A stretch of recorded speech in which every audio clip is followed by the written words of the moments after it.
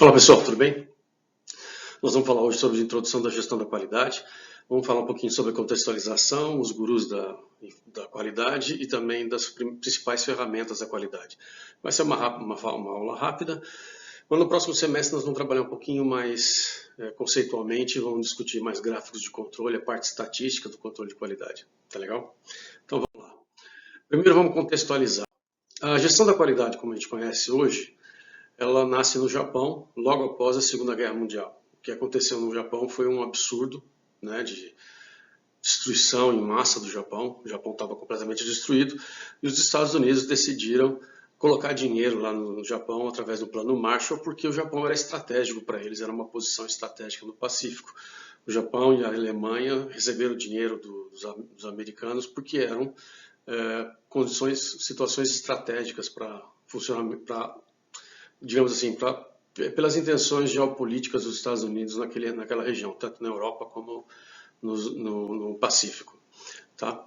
O Japão estava completamente destruído, então não tinha muito o que fazer, estava precisando de apoio. Aí alguns americanos, especialistas em controle de processo, foram para lá, eu vou explicar depois um pouquinho, e ajudaram os japoneses a desenvolver programas de qualidade.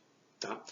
E isso foi uma coisa bastante interessante, porque, na verdade, os americanos entraram ajudando, mas os japoneses, de fato, foram colocar toda a cultura deles para funcionar nesse processo. Né?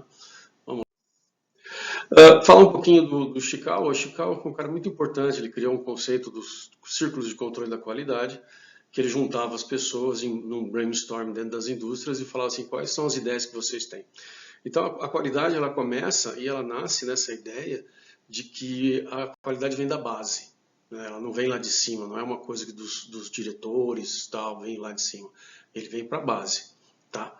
Então ela sai da base, a base é a parte fundamental da qualidade, legal? Um pequeno timeline aqui rápido. Começamos com os estudos de tempo e movimento lá em Taylor, em 1920. Depois teve o Shewhart, vamos falar um pouco sobre o Shewhart mais lá para frente. Ele criou a parte de amostragem estatística e controle estatístico de processo. Depois o Deming começou a melhorar essas técnicas de estatística e amostragem. Depois ele fortaleceu mais ainda o controle estatístico de processo, junto com o Feigenbaum e o Taguchi, mas principalmente o Feigenbaum. Né? Aí o modelo pela qualidade japonês, o Taguchi criou o Robust Design, a gente fala um pouquinho mais para frente.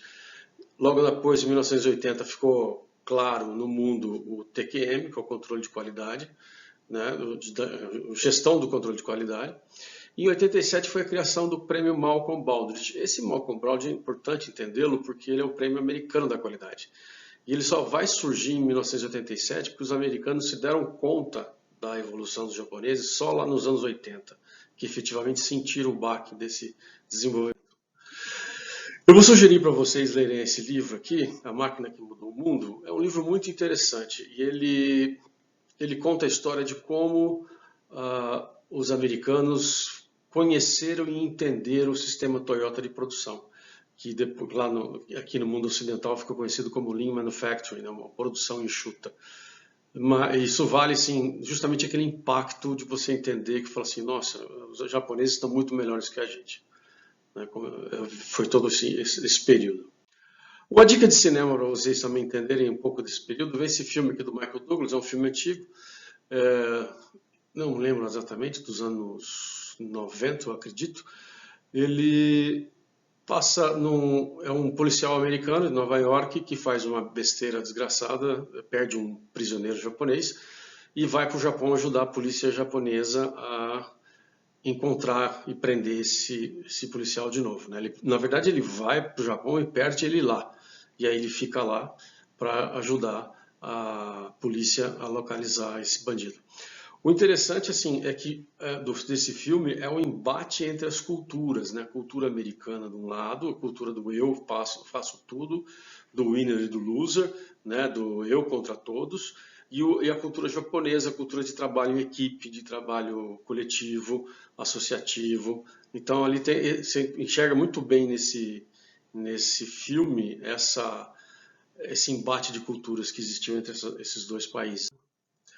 Aqui, uma visão geral sistema de gestão, né, com metas. Primeiro você tem uma formulação estratégica da empresa, criando metas anuais. Aí você faz um desdobramento de diretrizes dessas metas anuais. Aí gera nas metas do dia a dia e você tem duas coisas a fazer. Ou você mantém o processo funcionando no nível de produtividade que ele está, ou você vai e busca melhorar o processo. Essa é a base da visão de controle de qualidade, de gestão da qualidade no geral. As dimensões da qualidade, segundo o Falcone, eu vou falar um pouquinho mais sobre o tio Falcone daqui a pouco, são a qualidade intrínseca do produto, ou seja, o produto tem que ter qualidade, o padrão de qualidade do produto, o custo do produto tem que ser adequado, a entrega, essa entrega não é só logística, tá? A entrega é a pessoa sentir que está recebendo um produto de qualidade, entendeu? Então não é só um processo de logística, é o processo de entregar a qualidade e ser percebido. E a segurança, que também é a segurança que o cliente tem em comprar um produto seu. Né? A gente conhece muito a Toyota e ouve muitas pessoas falando da segurança que é ter um Corolla, por exemplo. Né? As pessoas sabem que estão recebendo um carro de alta qualidade, sabem que estão recebendo um carro seguro. Tá? Isso aí tudo é a base da satisfação do cliente e, consequentemente, a base de sobrevivência da empresa. E nada disso ocorre sem que lá na base embaixo você tenha a moral da tropa, né? A moral dos funcionários, tudo alta, que as pessoas tenham vontade de fazer e continuamente melhorar o processo. Esse é o Falcone em 92, ele escreveu. Aqui a gente vê uma evolução da gestão da qualidade total ao longo do tempo. Observe nessa curva do número de empresas japonesas na gestão de qualidade total, ela começa lá em 54, 51, por ali, ela vai crescendo, crescendo. No Brasil ela vai começar só em 84 e vai ganhar um pouco de volume lá em 92, né? Só. O Brasil começou muito tarde também, a gente estava de 64 até 85 sob regime militar e as fronteiras brasileiras estavam fechadas. Né? O Brasil não produzia, não importava as coisas. Para você importar alguma coisa, você precisava provar que não era possível produzir aqui dentro do Brasil. Era uma restrição enorme do regime militar.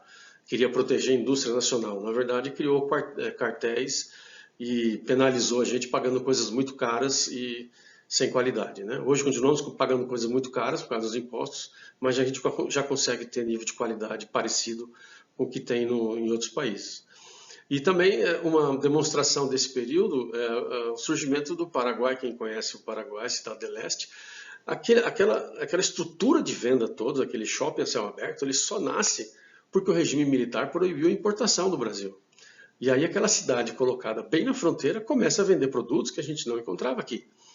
Né? Quando inventaram o videocassete, praticamente 90% dos videocassetes do Brasil eram importados do Paraguai. Só tinha uma fábrica, só tinha uma marca nacional, que se não me engano era o Sharp. Então essa proibição de importação criou o Paraguai como a gente conhece hoje. E o Paraguai ainda continua tendo seu valor, porque a tributação no Brasil é muito grande, então muita gente vai para lá tentar fazer compras, né? Obviamente dentro dos limites legais.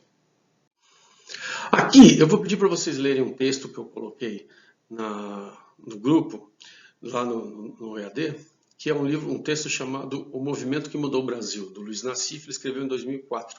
Ele conta como que começou a Fundação Nacional da Qualidade, que ela começou por incentivo, por vontade do Gerdau e outros empresários que são citados lá no texto, e o professor Falcone, que procuraram o Collor, recém-eleito, que dizendo, olha, lá fora a situação da qualidade está muito grande, na hora que abrir as fronteiras, né, o Collor foi o primeiro presidente eleito na redemocratização, né? O Sarney ele foi eleito pelo colégio eleitoral, indiretamente pela Câmara dos Deputados, e o Collor foi a primeira eleição democrática em 30 anos, né? E aí eles convenceram o Collor, e o Collor estava com toda a estrutura dele dentro de um prédio chamado Bolo de Noiva, que está na imagem de vocês. É um anexo do Itamaraty, onde ficou a equipe de transição de governo, né, entre o Sarney e o Collor. E nesse período, o Gerdau foi lá, procurou o Collor e falou, Collor, nós temos que mexer, porque se você for abrir as fronteiras, as empresas do Brasil vão quebrar. E realmente, depois que abriu, muitas empresas brasileiras quebraram. Não aguentaram a concorrência externa, porque lá fora o produto ficou de muito mais qualidade, enquanto aqui ficou parado no tempo, porque você não tinha concorrência. E lá eles avançaram muito na qualidade, então ficou melhor e mais barato do que era aqui no Brasil. Então, muitas empresas sucumbiram, tiveram dificuldade de enfrentar. Mas essa necessidade, essa ideia deles, criou a Fundação Nacional da Qualidade, que é algo muito importante. Eu sugeriria que vocês visitassem o site da Fundação Nacional de Qualidade para conhecer um pouco. Esse texto está lá disponível, é uma página só. Não, tá? Mas é um texto legal, bem construído. Aqui é uma ideia que, assim, no conceito de qualidade total e no conceito da gestão da qualidade, vem a ideia da melhoria contínua. Você precisa estar continuamente melhorando. Da onde nasce essa ideia de melhoria contínua? Nasce do quê? Um povo completamente destruído pela Segunda Guerra Mundial. Ele precisa evoluir seus produtos, mas não tem tempo para aguardar grandes inovações tecnológicas. Por quê? Inovação tecnológica exige pesquisa, tempo e dinheiro. Tudo que eles não tinham era um tempo e dinheiro. Então, esse partir do pressuposto se nós fizermos continuamente, todo dia, pequenas melhorias, nós vamos ter um ganho de produtividade, que é esse salto que vocês vão ver no degrau, né? Vocês podem ver aqui. Legal?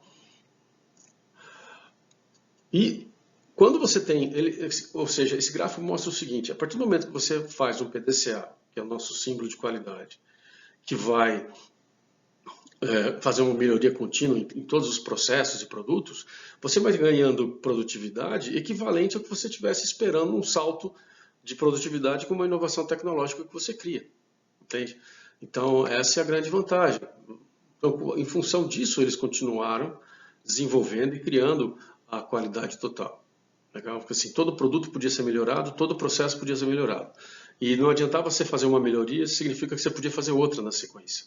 Porque às vezes você encontrou uma melhoria aqui, e quando você encontra uma melhoria aqui, mostra que tem um outro problema ali, aí melhora também de novo. Vamos falar dos gurus da qualidade. Os gurus da qualidade são, primeiro, ele não é tanto da gestão da qualidade, ele é mais antigo, que é o Shewhart. O Shewhart tem uma história muito legal dele, assim, que eu uso para explicar a curva normal e o gráfico de controle lá na frente. O Shewhart, ele era um matemático, um estatístico, né? Ele criou a ideia de controle estatístico de processo. E está escrito errado ali, vou matar minha secretária, tá? Controle, é controle, tá?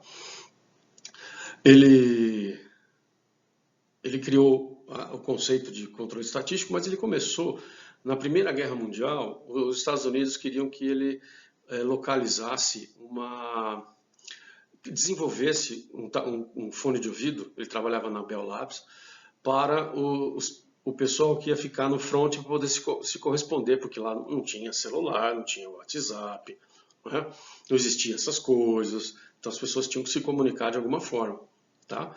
E com isso, o Shewhart falou assim, então eu tenho que medir a cabeça das pessoas. E ele começou a medir cabeça de soldados, mediu 2.000 cabeças e fez um gráfico e percebeu que tinha uma curva que parecia uma curva igual à curva de Gauss, né? A distribuição estatística de Gauss.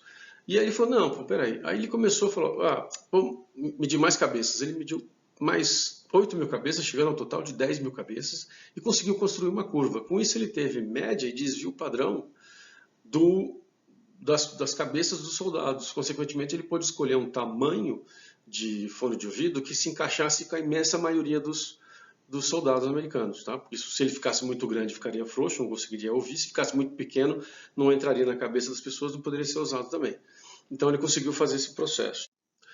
Depois veio o Deming. Deming foi muito importante na qualidade e foi o cara que levou a ideia de controle estatístico da qualidade para o Japão e ensinou os japoneses as técnicas. Os japoneses foram aprimorando essas técnicas, né?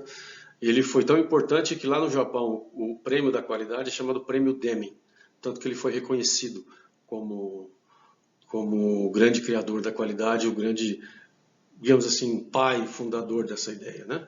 Ele era engenheiro e trabalhou no Census Bureau dos Estados Unidos, que é o nosso IBGE, mais ou menos. Tá? Outra aqui é o Juran. O Juran foi um pouco depois encontrar com o Deming lá. Ele era engenheiro e também economista, né, formado em economia, e ele começou a relacionar a estratégia empresarial com a qualidade também. Foram as primeiras relações. E o Juran foi o responsável por criar o famoso gráfico de Pareto. Tá? O Taguchi foi muito importante. O Taguchi ele ganhou o prêmio Deming no Japão, 4 vezes, um cara importantíssimo. E ele criou a ideia de Robust Design. Robust Design é aquilo seguinte: a qualidade tem que começar no projeto, entende? Ele tem que começar lá no projeto do produto, porque se não começar lá na frente da qualidade, vai ter dificuldade de fazer certas correções, de encontrar determinadas qualidades, então determinados padrões de qualidade. Então o projeto tem que ser robusto, já tem que ser pensado na qualidade, já tem que ser pensado que as variáveis vão ser controladas, quais não são, para que depois do processo de gerenciamento da qualidade tudo corra bem e seja possível conseguir um alto padrão de qualidade. O Feigenbaum, ele é doutor em engenharia pelo MIT, né, pelo Massachusetts Institute of Technology, e depois ele foi diretor de produção da GE, chegando a ser até CEO da GE, se eu não estou enganado. Não, da GE não, virou diretor de produção. E ele criou o conceito de gestão da qualidade total. Ele dizia o seguinte, que a qualidade é a soma dos esforços da empresa. Não está só na produção, está em outros setores. E ele também criou o conceito que é o seguinte: qualidade é aquilo que o cliente vê. Tá? Então, qualidade é satisfação do cliente. O cliente precisa estar satisfeito com o que ele recebeu. Então, a gente só deve medir a qualidade no sentido de perceber se existe a satisfação do cliente, se ele está gostando do produto e se aquele controle que nós estamos fazendo está deixando com que as variáveis entreguem o produto da forma como ele está esperando. Né? O Kaoru Ishikawa, Tataoro é Kaoru, o Kaoru Ishikawa, ele foi um dos grandes responsáveis pelo desenvolvimento do controle de qualidade, criou o Círculo de Controle de Qualidade, é fundador da JUS, que é a Japanese Union of Scientists and Engineers, seria mais ou menos a associação, sindicato dos engenheiros e cientistas do Japão. A JUS foi importantíssima para o desenvolvimento da qualidade no Japão. Ela criou muitos treinamentos e ajudou a divulgar a ideia. Tá? O Ishikawa tem o famoso diagrama de Ishikawa, que a gente vai ver mais para frente, que fez com que ele se desenvolvesse, fosse, junto com o Deming e o Juran, um dos nomes mais importantes da qualidade, mais citados na história. Tem o Bill Smith, que ele não faz parte tanto da ideia da gestão da qualidade, ele não surge naquele momento, mas ele é muito importante nos anos 80 porque ele é um dos criadores, o principal criador do Seis Sigma, uma metodologia de controle estatístico da qualidade extremamente rígida. E em função disso, ele é engenheiro da Motorola, recebeu a incumbência do presidente de desenvolver. E em função disso, depois ele acabou virando CEO, né, presidente da empresa. E a empresa ganhou o prêmio que a gente já falou lá atrás, o prêmio Malcolm Baldrige, em 1988. E com isso, ele ficou famoso, a Motorola divulgou o sistema, e o Jack Welch, famoso executivo da GE, General Electric, pegou aquela técnica e trouxe para a GE para melhorar o desenvolvimento da GE. Né? Foi muito importante esse surgimento e é importante até hoje. Aliás, precisa ter uma aula só sobre Seis Sigma. Aqui, uma pessoa muito importante, que é o professor Vicente Falcone Campos. Ele trabalhava na Universidade Federal de Minas Gerais e era da Fundação Teófilo Otoni, uma fundação vinculada à universidade. E ele, junto com o Gerdau, ele foi um dos criadores da qualidade brasileira. Né? Ele foi um dos grandes divulgadores da qualidade, inclusive através da sua fundação, depois virou um instituto de desenvolvimento gerencial e agora tem a Falcone Consultores. Ele foi muito importante e é uma das pessoas mais respeitadas do mundo nessa área de qualidade. Né? Ele já chegou a ser citado em livros dos 100 maiores gestores de qualidade do mundo. Né?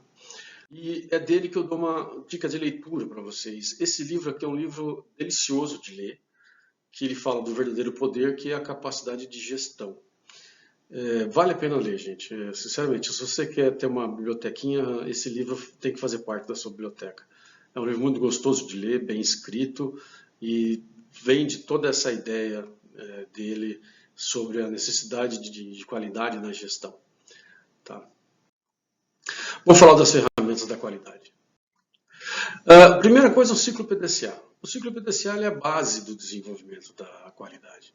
Tá? Ele é um ciclo, na verdade, ele é uma sequência de ações E ele é chamado de ciclo porque ela se renova, né? Ela começa, termina, começa, termina, começa, termina, começa, termina. Por isso é chamado de ciclo, mas na verdade é uma sequência. Tá? Ele é desenhado dessa forma aqui, né? Você quadra esses 4 pedaços de um círculo com a letra P, D, C e A. P de planejamento, plan, D de do, execução, C de check, que é verifique, e A de action, ou atue. Né? A gente explicar um pouquinho como é que funciona. Aqui na parte de planejamento, você identifica o problema que você quer melhorar, você faz a observação e análise desse problema, faz medições, levanta dados, identifica as coisas, cria um plano de ação para você poder executar a melhoria que você está projetando. Aí você executa as ações corretivas do seu projeto, né? Depois disso, você verifica se isso funcionou ou não. Se funcionou, você passa a utilizar, passa a fazer um novo processo, ou usa uma nova forma de produção, ou usa um novo produto, sei lá, um novo componente, alguma coisa assim, passa a atuar dessa forma. Se não, você volta para o planejamento. Uma outra forma de enxergar ele é mais ou menos assim, ó, em forma de fluxograma. Então você identifica o problema, observa, analisa, realiza, verifica se o resultado deu certo. Teve sucesso? Sim. Então passe a incorporar as melhorias. Não. Então volta para a parte de observação, análise, planejamento para tentar melhorar. Tá? Por isso que é um ciclo. Né? De novo aqui a ideia do Kanban, do Kaizen, desculpa. O Kaizen é a ideia de melhoria contínua, ele é importante, o ciclo PDCA faz parte dele, e ele é ciclo porque ele tem que ser contínuo, contínuo, contínuo, contínuo. Essa é a ideia dele. Por isso que ele é chamado de ciclo, e não sequência, ou não etapas, ou alguma coisa assim. Né? Você terminou de fazer uma melhoria, vai buscar outra. Né? Não para. As 7 ferramentas principais da qualidade são a folha de estratificação, a folha de verificação, quer dizer, estratificação de dados, a folha de verificação, diagrama de causa e efeito, gráfico de Pareto, histograma, diagrama de dispersão e gráfico de controle. A folha de verificação é uma forma de você contabilizar os dados. Né? Quando eles estavam no Japão naquela época, você não tinha computadores, né? Os computadores eram raros. E você não tinha leituras, por exemplo, sistemas de gestão de empresas, onde você tem dados sendo cadastrados o tempo todo. Então, o que eles faziam? Eles faziam uma ficha. Nessa ficha eles iam anotando os problemas que iam encontrando. Por exemplo, no produto aqui, imagina um tanque de uma motocicleta, eles iam encontrando problema de pintura, problema de risco da pintura, batida, sei lá, amassado, alguma coisa assim. Identificava e ia contando para depois encontrar qual que era o problema principal para começar a trabalhar. Porque nós vamos ver mais para frente, você precisa também priorizar suas ações, você não consegue fazer tudo ao mesmo tempo. Então a ideia da folha de verificação é medir para te dar condições de você priorizar isso. O diagrama de causa e efeito, ele também é chamado de diagrama de Ishikawa ou diagrama de espinha de peixe, porque ele parece um peixe, né? Pensado assim, a cabeça, onde está o efeito, depois vem a espinha, né? São as causas do problema que você tem que fazer. Ok? Normalmente, isso é feito através de brainstormings, né? Ou seja, o que é brainstorming? Tempestade de ideias. As pessoas se reúnem e começam a dar ideias para resolver as coisas. Então, para a gente entender mais ou menos como é que funciona, vamos ver um exemplo. Pega assim, a aula não está agradando, certo? A aula do professor não está agradando. E aí vamos tentar entender quais são as causas desse problema. A causa principal, por exemplo, é o professor, sempre, né? Sempre a culpa é minha. Né? A culpa é minha. Beleza. Né? Mas podem ser os alunos também. Os alunos podem ser causa. Estão achando que vocês deviam ficar fora dessa, né? Beleza, não. E pode ser a sala. A sala não está ajudando, sei lá, condições. E aí vocês vão debatendo. Aí tem gente que vai lá e fala para a gente, olha, os alunos fazem muito ruído. Imagina se não. Né? Eles não têm muita atenção, estão sempre dispersos, olhando para outra coisa, no WhatsApp, né? Estão ali no WhatsApp, estão ali fazendo outras coisas. Né?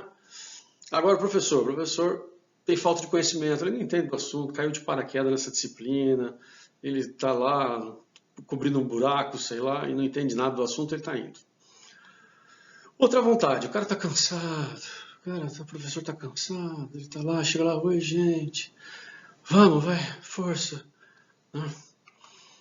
Outro problema pode ser a voz dele, né? O professor às vezes tem uma voz ruim, Imagina você ter aula com um cara que fala muito fino. Ah, pessoal, tudo bem? Vai dar certo? Vai, tá, tá. Não vai, né? Ou um cara que fala com fanho. Eu vou dar certo, não vai dar conseguir esse negócio. Vamos fazer esse exercício. Né? Então, assim, a voz dele às vezes não ajuda. Às vezes o cara fala baixo. Né? Eu tive um colega que, para conversar com ele a meio metro de distância, você tinha que botar a mão no ouvido. Assim. Imagina ele sendo professor. Não consigo imaginar. Tá? E outra coisa é a didática dele, a técnica dele fazer, né? Não ajuda muito, ele não é ativo, não faz exercícios, não dá exemplos, e assim por diante. Então a técnica dele não é legal, tá? Então pode ser esse o problema. Enquanto a sala reverbera muito, reverbera quer dizer, faz aquele eco, né? Então o professor está ali, está fazendo a aula, está conversando e vem barulho do eco, volta a voz dele para ele, os alunos falando forma aquele eco, é uma coisa desagradável. Outra coisa é a iluminação, às vezes a sala está com a iluminação fraca, então os alunos começam a dar sono porque tem pouca iluminação, não consegue ver direito o caderno, começa a reclamar, fica meio assim, tá? Então essas são as várias causas. Então agora a gente precisava fazer uma medição de quais causas são as principais. Então, a partir de agora, eu faço uma pesquisa com vocês. Quais são as causas principais que vocês deem notas nessas causas? Esse aqui esse aqui é o diagrama de, desculpa, é o diagrama de Chicago, feito por um método que é chamado de 6M, que é a matéria-prima, máquina, mão de obra, medida, método e meio ambiente. É uma forma de direcionar e ajudar vocês a organizarem o raciocínio. Eu não sou muito fã dele, porque às vezes você está, por exemplo, fazendo só de RH. Você vai usar o quê? Só mão de obra, aquele braço ali, os outros braços vão ficar vazios? Não, então, pô, faz o problema e traça os efeitos dele, como a gente fez no slide passado. Né? Isso aí é legal, tem muitas empresas que ficam rígidas nisso, eu não gosto dessa rigidez. Acho que a qualidade precisa ser também adaptada e precisa ser incorporada. Falando do gráfico de Pareto, o Pareto é um cara, como é que eu vou te falar? Ele é injustiçado. Né? O pessoal fala que o Pareto inventou não sei o que, inventou o 80-20, diz que 80% dos seus problemas resolve com 20% dos seus tempos. E assim foi, né? Quer dizer, um cara injustiçado na história. Na verdade, ele é um economista, e se não estou enganado, na França, ele é italiano, e na França ele fez uma pesquisa de distribuição de renda na França, que encontrou que 20% da população francesa detinha 80% da renda, ou da riqueza do país. Então, 20%, uma quantidade pequena de pessoas, detinha uma quantidade grande, né? Uma quantidade pequena de pessoas detinha uma quantidade grande de riqueza. Tá ok? Legal? Então, ele fez esse projeto. O Juran, eu falei que ele era, aí criaram esse negócio de 80-20, depois disso virou um inferno. 80% do seu tempo se resolve 80%, não, 80% do tempo dos problemas se resolve com 20% do tempo, aí, nossa, aí já virou uma lambança. Né? Já vi histórias desse 80-20 até loucura. E já ouvi falar que o Pareto fez isso. Pareto não fez isso, né? Pareto é um economista. E aí o Juran, inclusive eu assisti um vídeo do Juran falando isso, o Juran inventou o gráfico de Pareto, que a gente vai ver daqui para frente.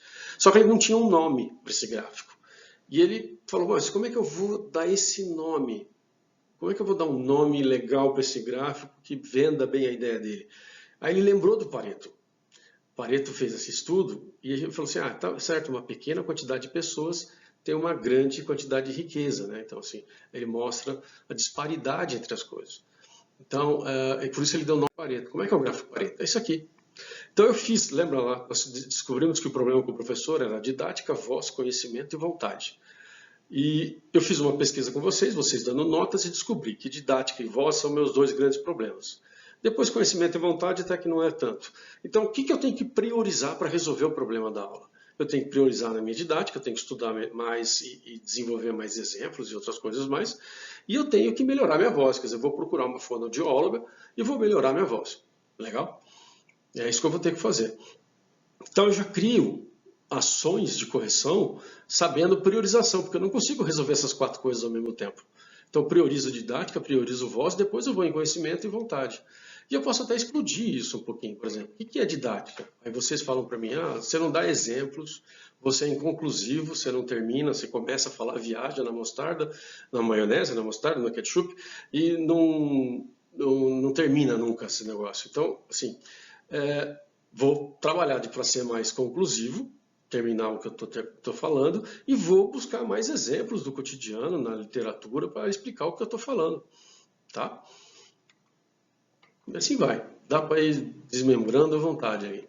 E observe assim, né? Qual é a ideia? Então, esses dois elementos ali, didática e voz, eles representam, somos dois, 50 mais 30, 80% do problema. Então, resolvendo esses dois itens, eu aumento absurdamente a satisfação que vocês têm com relação a mim. Porque conhecimento e vontade, vocês não acham que lá é grande problema. Mas didática e voz são graves. Então, se eu resolver esses dois, nossa, melhora muito. Então, prioridade tem que ser para esses dois. Por isso que ele é chamado de Pareto. Pequena quantidade de coisas gera um grande impacto. Então, duas coisas ali geram um impacto grande. Ou uma coisa só didática gera um grande impacto, que é 50%. Tá, ok?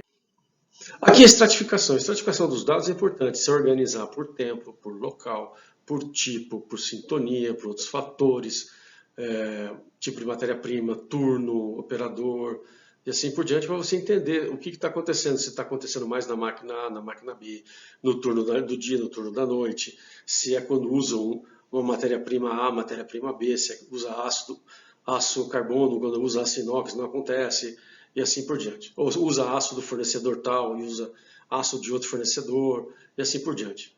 Tá? E aqui o gráfico de dispersão. O gráfico de dispersão ele serve para fazer uma coisa.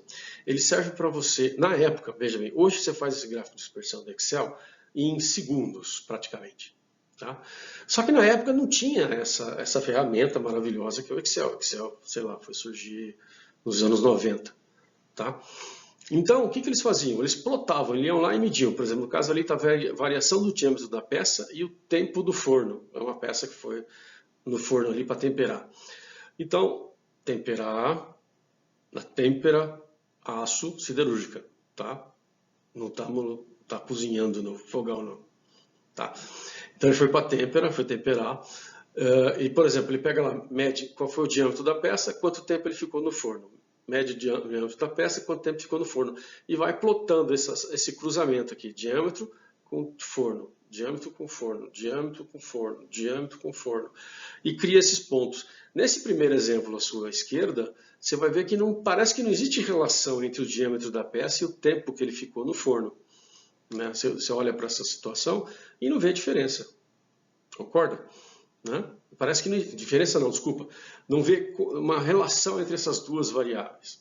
Já no gráfico da direita, que é a variação do diâmetro com relação ao grau de encruamento da peça, observe que quanto maior a variação do diâmetro, menor é o grau de encruamento da peça. Então eu consigo perceber que existe uma relação direta entre variação do diâmetro e grau de encruamento. Então, se eu quero manter o diâmetro mais estável, eu preciso controlar o grau de encruamento. Legal? Ou o contrário. Então, essas duas variáveis, uma influencia diretamente na outra. Eu consegui encontrar uma reta, uma influência direta. Tá? Para isso que serve o gráfico de dispersão. Claro que tem ferramentas estatísticas para isso. Você calcula o coeficiente de correlação da reta, você já sabe se é uma reta ou não, matematicamente não precisa desenhar. Porém, naquela época, ele era muito utilizado, e até hoje é utilizado, porque você pode mostrar graficamente que alguma coisa está acontecendo. Aqui, o modelo SETF é um outro modelo de priorização. É você pontuar as causas, por exemplo, em vez de eu pontuar com a pesquisa que eu fiz com vocês, eu poderia pontuar dando pontos de segurança, emergência, tendência, facilidade e investimento. Então, para cada uma daquelas ações, didática, voz, vontade, conhecimento, sala de aula, iluminação, eu dou uma pontuação de segurança, emergência, tendência e facilidade. Multiplico essas três situações e eu vou encontrar uma pontuação que eu posso priorizar. Tá? Por exemplo, nesse exemplo aqui, eu tenho um problema 1, problema 2, problema 3, e eu dou as notas de segurança, emergência, tendência e facilidade de investimento. Né? Multiplicando os dois, eu tenho uma pontuação. Então, o primeiro problema ali ele tem 54 pontos, é o primeiro que eu tenho que trabalhar. O problema 2 tem 27, é o segundo que eu tenho que atuar. E o problema 3 é o menos importante, o que gera menos problemas, ou menos pontuações, influências desses 7 pontos, desses 5 pontos, e aí eu deixo para trabalhar na sequência de terminar o primeiro e o segundo. Legal? Existe uma outra coisa chamada matriz Gucci, que é uma simplificação do SETF, que é a gravidade, urgência e tendência só. Você pontua gravidade, o problema é grave, ele é urgente, e se eu não fizer nada, ele vai piorar. Essa é a tendência. Tá? Então, dou lá o primeiro problema, 5, 5, 5, dá 125. 5 vezes 5, 25, vezes 5, 125. O segundo problema, a gravidade dele é alta, mas não é tão alta quanto o primeiro. É urgente, mas também não tão urgente quanto o segundo. E a tendência é ficar do jeito que está. Ou seja, ele também não cresce, não está aumentando o problema. Ele está contínuo ali incomodando, mas não está aumentando. Então ele ganha um ponto. Resultado, quando eu faço o produtório, 4 vezes 3, 12, vezes 1, 12. Então qual o problema que eu tenho que resolver primeiro? O problema número 1, tá? Usando a matriz Gucci. O plano de ação. O plano de ação é simples, é o famoso 5W2H. É quem faz o quê, como vai fazer, quando vai fazer, onde vai fazer, por que vai fazer e quanto vai custar. Tá? E assim, é interessante, eu sempre falo assim, o plano de ação ele é o inverso da notícia jornalística. O jornalista ele faz o plano de ação do passado. Ou seja, ele conta uma história. O plano de ação é contando uma história que vai acontecer no futuro. Quanto mais detalhada essa história que vai acontecer no futuro, melhor a possibilidade dela acontecer do jeito que você quer. Então, por exemplo, imagina lá o crime da Suzanne von Richthofen, né? Então você começa, quem? Suzanne. O que? Matou seus pais. Como? Com uma facada. Quando? Noite passada em São Paulo. Quando, né? Noite passada. Onde? Na Rua Cuba, em São Paulo. Por quê? Porque ela queria, usou os irmãos ali, porque ela queria a fortuna da família, não queria que os pais incomodassem a vida dela. Quanto que ela gastou para isso? Ela comprou uma faca e depois foi no motel. Então, esse foi o custo dela. Percebe? Assim, eu contei a história do assassinato e, com isso, a gente conseguiu fazer essa história acontecendo. Agora, o plano de ação, eu vou contar uma história futura. Quem vai fazer? O João vai fazer o quê? Vai fazer o projeto não sei do que, utilizando tais ferramentas, com tal parceiro, com tal funcionário, vai começar amanhã e vai terminar daqui a 3 meses, tem o prazo dele é de 90 dias, ele vai fazer isso na sede da empresa, ou pode fazer na filial tal, ele precisa fazer isso porque senão, se esse projeto não estiver pronto em 90 dias, a obra não pode começar. E quanto vai custar esse projeto? Vai custar as horas de trabalho do João, dos funcionários, etc, etc. Então, quanto mais detalhado isso, melhor você faz. Tá bom? O plano de ação normalmente é isso aqui, né? Uma tabelinha. Eu não sou muito fã desse modelo, acho que ele engessa muito. Mas muitas empresas exigem que seja feito assim. Eu gosto mais ou menos desse modelo aqui, ó. Quem faz uma descrição completa e quando, e prazo para realizar, entende? Eu prefiro dessa forma porque eu acho que assim ele vai mais rápido numa reunião na hora que você está desenvolvendo. E é mais fácil de você enxergar as coisas, como é que elas estão. Né? Hoje, por exemplo, eu gosto de falar em plano de ação, usar aplicativos de gerenciamento de atividades. Por exemplo, o Microsoft To Do, o Google Tarefas, o To Do Apigo, são gerenciadores de tarefas que você pode utilizar para fazer o seu plano de ação. Cria lá neles cada uma das ações do seu plano, coloca o responsável, data que vai começar e dentro das partes de anotações você coloca as informações, por quê, como, etc. Ele é rápido, você sincroniza entre equipes. Normalmente você tem, todos esses aí tem condição de você trabalhar em equipe, anotar a responsabilidade de alguém e assim por diante. O Outlook também permite que você faça isso. É uma coisa interessante. Você pode colocar o quem aqui no para, você pode colocar o quando ali, fazer, e o que, quando, onde na descrição da atividade. E interessante que o Outlook, assim como os outros aplicativos, né, ele já tinha inventado a ideia de que na hora que você coloca para quem, essa pessoa que tem Outlook também ligada na empresa, no servidor da empresa, ela entra na tela dela essa atividade para ela fazer. E quando ela clicar lá que ela terminou essa atividade, você enxerga na sua tela que ela terminou. É bem interessante. E esse é o gráfico de controle, onde a gente vai parar aqui.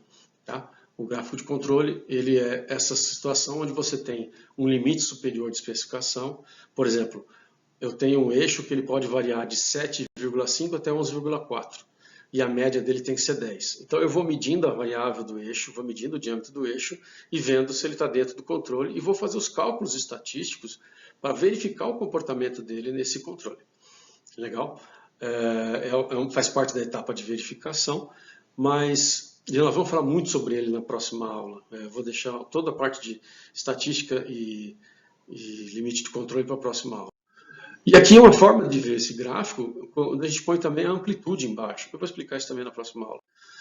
Para fechar, a ação é a consolidação do problema, ou seja, a partir de agora vamos fazer dessa forma, porque nós encontramos uma matéria-prima melhor, encontramos um fornecedor melhor, encontramos um equipamento melhor, encontramos um meio de fazer, uma ordem de fazer melhor, e a partir de agora vai ser feito assim, ok?